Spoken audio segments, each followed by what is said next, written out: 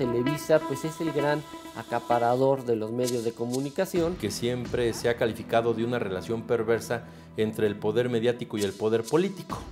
Azcárraga lo dijo, soy un soldado del PRI, ¿no? El único punto que no ha cambiado en este país es el tema de la concentración mediática. La democracia es un negocio para ellos. Si no me pagas para salir en pantalla, yo te pego en la pantalla y te destruyo la carrera política. Todas las luchas sociales, digamos, todo lo que ha avanzado la sociedad civil en México, Televisa lo ignora, ¿no? Y creo que México es un triste buen caso de laboratorio de lo que no se debe hacer con un modelo de comunicación masiva como el que impera hoy en nuestro país.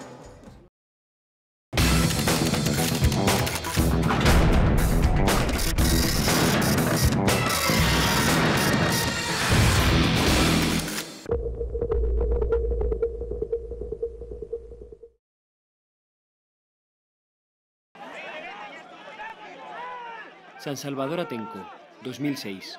Un durísimo enfrentamiento entre pobladores de una zona del Estado de México y la policía explica a la perfección el funcionamiento de la televisión en este país. Ignorar una parte era muy importante. Si había habido violaciones por parte de los represores, eso no se cuenta. Si salía alguien sacándole punta a su machete, eso se cuenta 36 veces. No sé qué espera el gobierno para dar una orden más fuerte, más eficaz, más precisa para acabar con estos hombres que... La mayor parte de los mexicanos vio el mismo tipo de información por todo su país. Al gobernador del Estado de México, que mandó a reprimir a unos campesinos que estaban defendiendo sus tierras, que hubo muertos y hubo mujeres violadas, lo defendieron. Pero no sacaron de manera honesta qué sucedió en cada hogar, qué sucedió donde allanaron las viviendas, qué sucedió. No vieron la sangre que se regó por todo el pueblo. Insisto al gobernador, a la autoridad de la policía, si el diálogo en este momento es insuficiente, que manden más refuerzos de la policía para acabar de una vez por todas. Las movilizaciones en Atenco sufrieron la misma cobertura televisiva que suelen tener todos los movimientos sociales en este país, debido a que México vive la mayor concentración mediática en todo el mundo. ¿No se dieron cuenta de lo que estaba ocurriendo?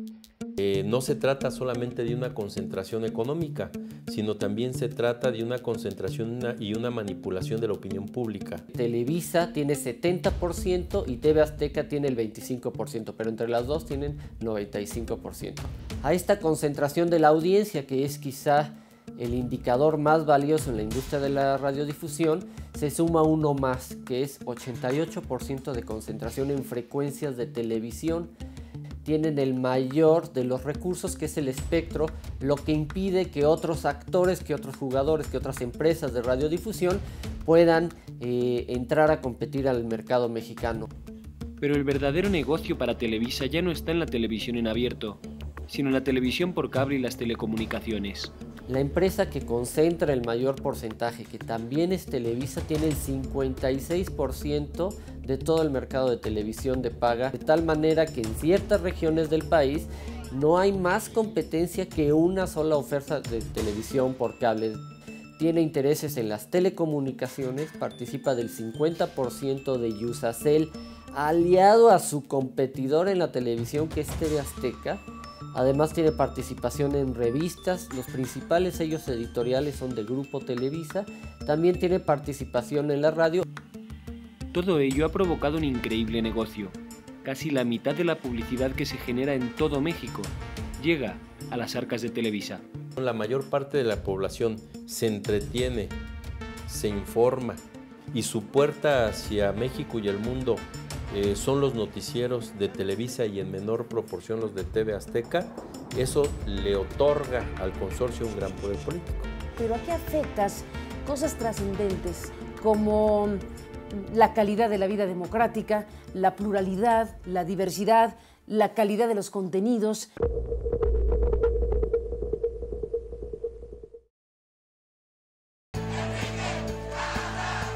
No se puede explicar la llegada de Enrique Peña Nieto a la presidencia de México sin una contribución fundamental de la televisión. De hecho, pues hay que decirlo con todas sus letras, Enrique Peña Nieto fue una inversión política de la televisión. Enrique Peña Nieto era un joven gobernador del estado más grande de México en 2006.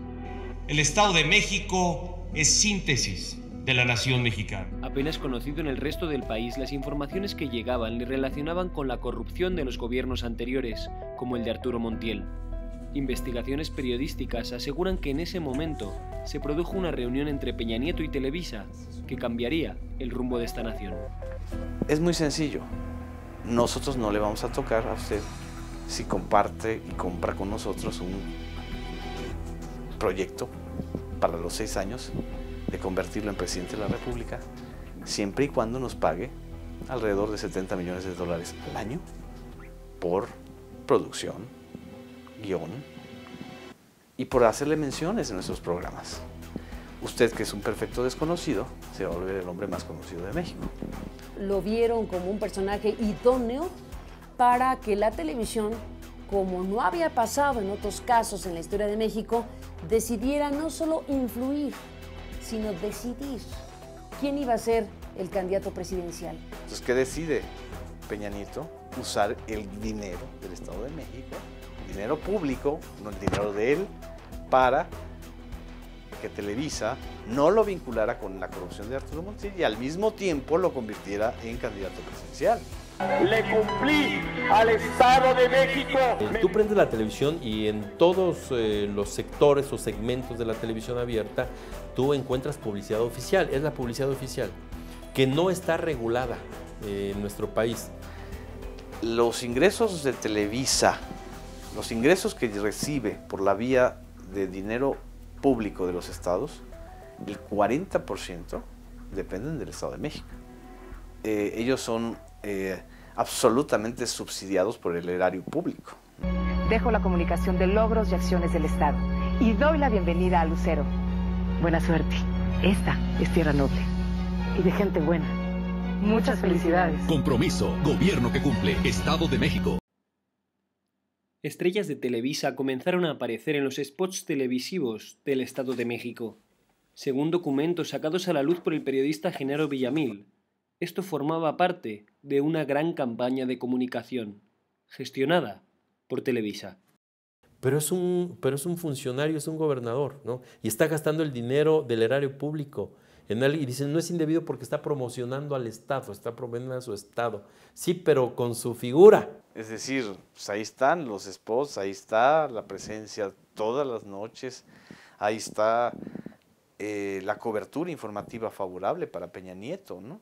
De tal suerte que cuando vino la etapa de la campaña, todo el mundo lo conocía.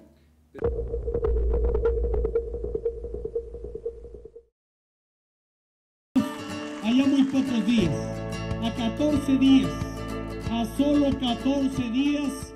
Al iniciar la campaña electoral, la presencia de Peña Nieto en los medios de comunicación continuó elevándose, en las tertulias políticas, en los análisis financieros e incluso en las revistas del corazón. Y lo casan con una actriz de telenovelas que se llama Angélica Rivera, conocida en México como La Gaviota por una telenovela de Televisa.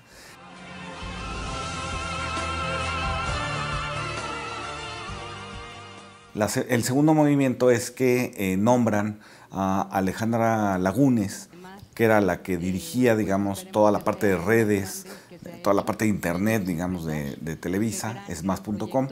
La nombran directora de una cosa que ellos llaman vinculación con la sociedad.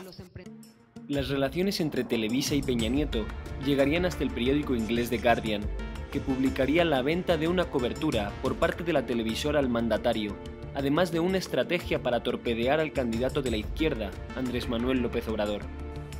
¿Quieres ser presidente de México? A ello se le sumarían nuevos problemas, los gastos en la campaña, programas de periodistas de Televisa que recibirían pagos de Peña Nieto sin pasar por las arcas del canal, o una supuesta doble contabilidad. Pues la ley electoral establece topes en los gastos de campaña y parece ser que estos fueron superados y que los políticos buscan siempre la manera de cubrir el tope de los gastos de campaña, pero hacen gastos colaterales que no son cuantificados y que no se sabe exactamente hasta dónde llegan. La doble contabilidad es que este pago se realiza a través de una red de empresas que se llaman brokers, con distintas denominaciones, y este dinero no ingresa directamente a las arcas oficiales de Televisa. El del Poder Judicial de México validó de manera unánime la elección de Enrique Peña Nieto como presidente del país durante los sufragios del 1 de julio pasado. ¿Es válida la elección? Serían las instituciones mexicanas las que sacarían a Televisa del problema. La televisora esperó a que el Tribunal Electoral del Poder Judicial en México finalmente revisara las impugnaciones y en una muy polémica sesión simplemente las hizo a un lado y validó la elección presidencial.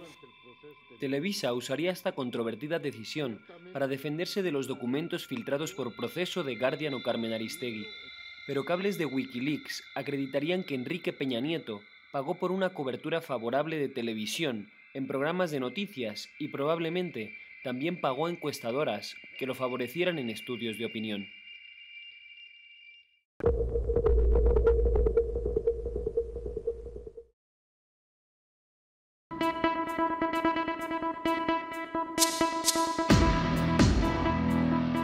Entonces están sufriendo, no les va tan bien.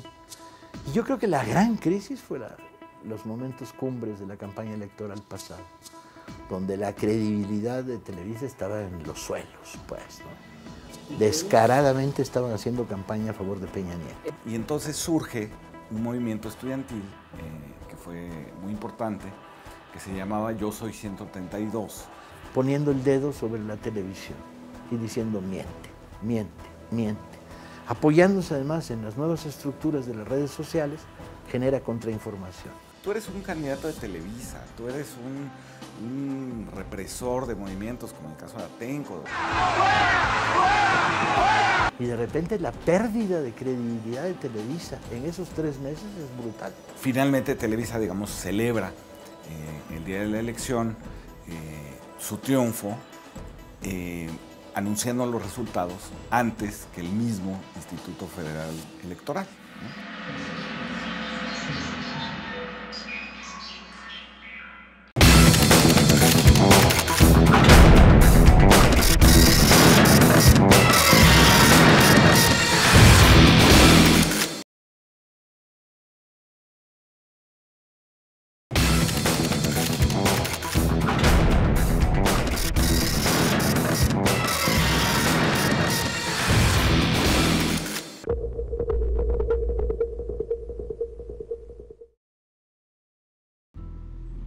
Televisa se consolida como parte del sistema político mexicano.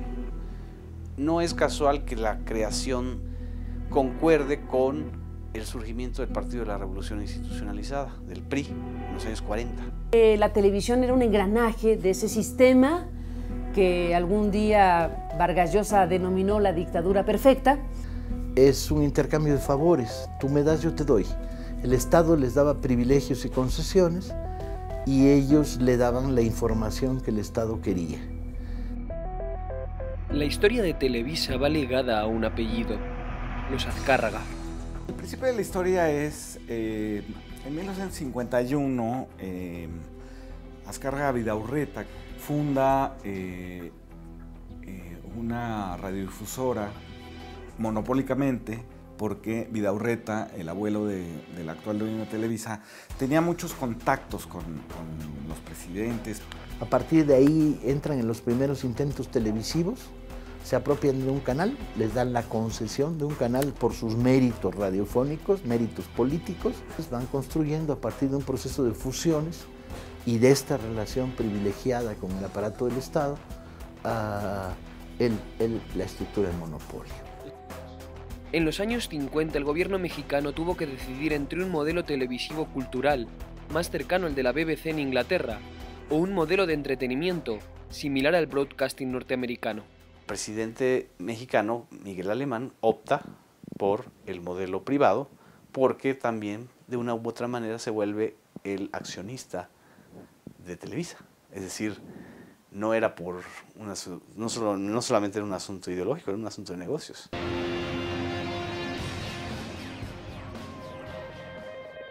Se fue consolidando su poder a lo largo de los 50s y los 60s. En los 60s, que fue una de las épocas más represivas en este país con el presidente Díaz Ordaz, pues es una televisora que ya tenía totalmente afianzado la alianza con el PRI, ¿no? En las crisis más duras de México, Televisa ha jugado un papel siempre en contra del cambio. En el 68 mexicano, por ejemplo. La matanza del 2 de octubre.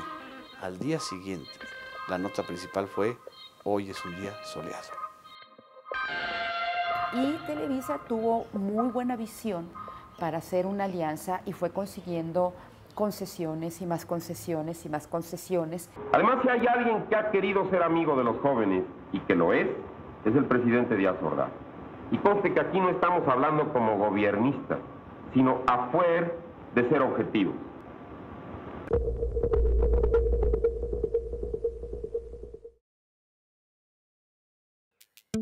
La muerte de Azcárraga Vidaurreta provocará la llegada de un hombre con el que seguirá el crecimiento de Televisa.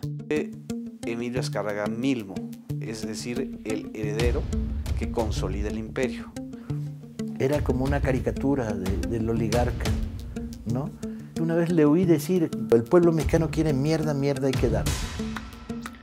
La relación entre Televisa y el gobierno del país se estrecharía, algo que pudieron vivir en primera persona cientos de trabajadores.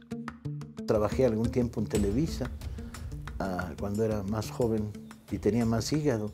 Se mandan, digamos, los boletines diariamente de la Presidencia de la República a Televisa. 24 horas con Jacobo Zabludovsky.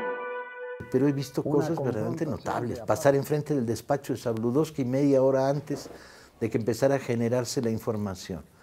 Todos los días a las 9 de la noche el secretario de Gobernación llamaba para dar la línea política de la información de 24 horas. Que debes conservar.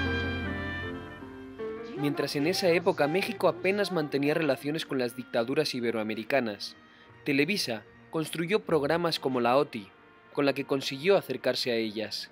El asunto es que descansaba sobre la base del apoyo de Pinochet en Chile, de Videla en Argentina y de Franco en España. Franco estaba feliz con Televisa, incluso condecora a Azcárraga Milmo, el Tigre, por sus servicios prestados a España. La lucha contra la izquierda continuará en los años 80. El día de la elección se producirá una caída en el sistema de recuento de votos.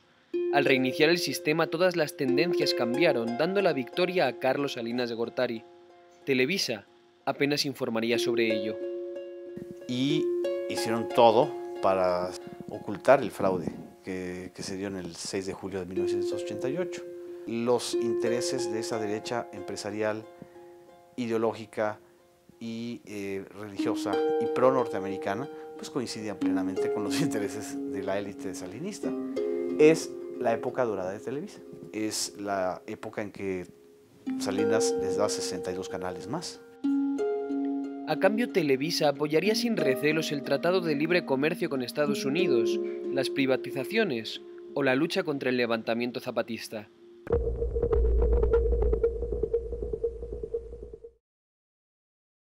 Emilio Azcárraga Milmo fallece en 1997 y llega a Televisa una nueva generación, que ya no es la generación de los soldados del presidente y los soldados del PRI. Es una generación de jóvenes pragmáticos, implacables, que entonces dicen: la democracia es un buen negocio, pero es un buen negocio siempre y cuando pase por la televisión. El negocio televisivo resultó muy provechoso para los Azcárraga, a costa de endeudar a la propia cadena. La muerte del llamado El Tigre provocará la llegada de su hijo a la presidencia, que conseguiría por primera vez tener más del 50% de las acciones de la cadena. Y donde se afianza totalmente Televisa es cuando viene la reforma electoral de 1997. Hay una demanda de la oposición política de tener espacios en la radio y la televisión con sus campañas electorales, porque antes Televisa no cubría más que las campañas del PRI, ¿no? Y entonces empieza a generarse dinero público a los partidos para que hagan sus campañas electorales y pagar el tiempo aire. Y entonces los partidos políticos empezaron a querer ganarse los favores de las televisoras Y ahí las televisoras pasaron de ser soldados a generales que mandan. En el año 2000 México viviría su primer cambio político en 70 años, con la llegada del Partido Acción Nacional. Muchos cuestionaban cómo evolucionarían las relaciones entre Televisa y el poder. El sexenio de Vicente Fox y el sexenio de Felipe Calderón, pues los humoristas le llaman la docena trágica. En ese periodo es donde Televisa se vuelve todavía más poderoso que cuando estaba en el PRI. Es la autorización que les dio el presidente Fox, la renovación o la prórroga de sus concesiones hasta el año 2021. Televisa tiene prorrogada, sin pagar un centavo, prorrogada la concesión hasta el año 2021. Independiente. Y el resultado es que tenemos un país maravilloso. Televisa saldría reforzada con la alternancia, pero su influencia no se limitaría únicamente a lo político.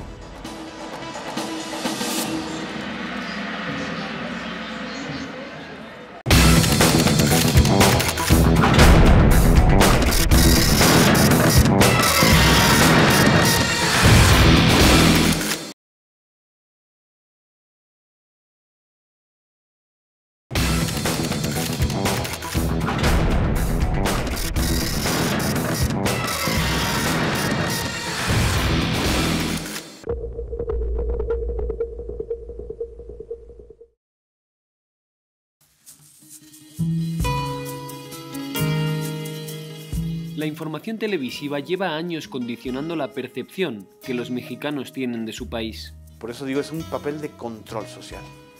Y la forma de hacerlo es venderle a los propios mexicanos un escenario en el cual las cosas van bien. La economía va bien, la paz social está bien, hay tranquilidad. Toda la guerra contra el narcotráfico en la pantalla de Televisa fue transmitida como una especie de victoria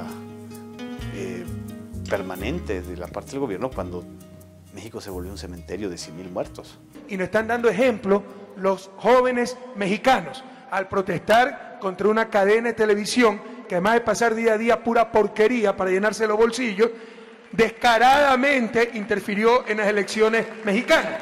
Jamás en Televisa se hablan de los proyectos alternativos latinoamericanos, ¿no? Ni de Lula, ni de Dilma, y de Hugo Chávez se habló cuando se necesitó hacer la guerra sucia contra López Obrador. Influye o ha influido en la noción de los mexicanos de que somos parte de Norteamérica y no de Latinoamérica. Monsiváis lo decía en una frase, que esta es la primera generación de norteamericanos nacidos en México. Pero sin duda el contenido más importante de Televisa ha sido el del entretenimiento. Productos de evasión social. El día a día de los mexicanos en su parte mayoritaria, pues es estar expuesto a productos televisivos francamente tóxicos. Las telenovelas, la industria musical, la industria del entretenimiento. Televisa presenta. Entonces la chabacanería, el mal gusto, la broma barata, el sexismo abundante y roñoso, el chisme como construcción de información. El papel tan terriblemente subordinado, secundario, dócil, victimista y victimizante de la mujer. Por otro lado, un racismo fenomenal, digamos, ¿no? Tú ves todos los programas de Televisa y los morenos, que somos el 70% de la población, porque es un país mestizo, salimos de sirvientes y salimos de... y se hace burla, ¿no?, de nosotros, ¿no?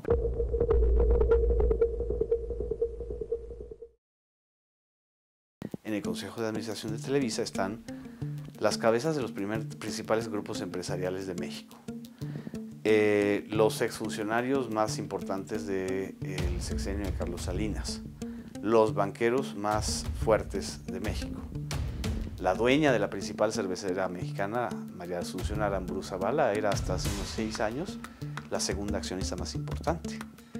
El segundo accionista más importante después de que se sale Carlos Slim es Roberto Hernández, el concesionario o el accionista del banco más grande en México, que era Banamex, Citigroup. Pedro Aspe fue presidente del Consejo de Administración de Televisa. Pedro Aspe fue secretario o ministro de Hacienda durante la época de Carlos Salinas de Gortari.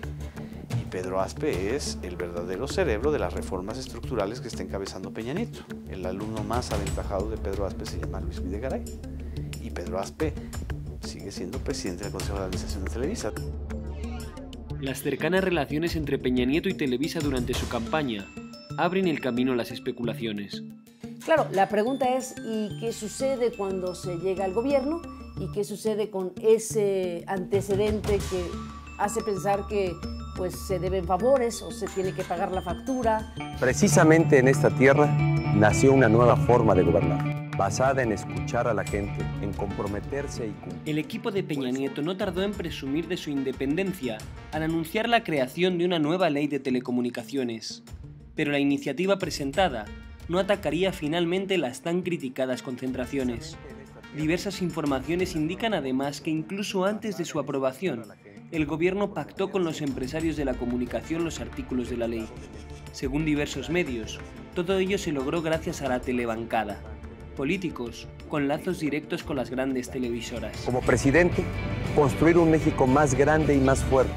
Porque está clarísimo que es una iniciativa de ley inconstitucional. Está clarísimo cómo contradice por lo menos 24 artículos de la Constitución, por lo menos. Son redacciones hechas muy a modo de los intereses de la televisión privada, o sea, de Televisa. Le regala a Televisa la posibilidad de que pueda seguir haciendo negocios en televisión restringida, que pueda seguir intacto su poder. Tú me conoces y sabes que te voy a cumplir.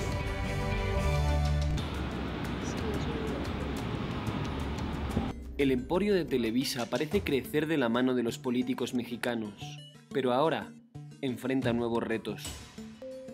El movimiento Yo Soy 132 es prueba de que existe una conciencia histórica colectiva. Expresa la acumulación de los acontecimientos que nunca debieron haber sido tolerados. Somos hijos de las matanzas y represiones estudiantiles. Inevitablemente, no solo este país, sino los países en general tendrán los ciudadanos vía internet, vía el ensanchamiento de las redes, pues esos espacios de construcción más independientes, más acorde a la propia necesidad de la sociedad.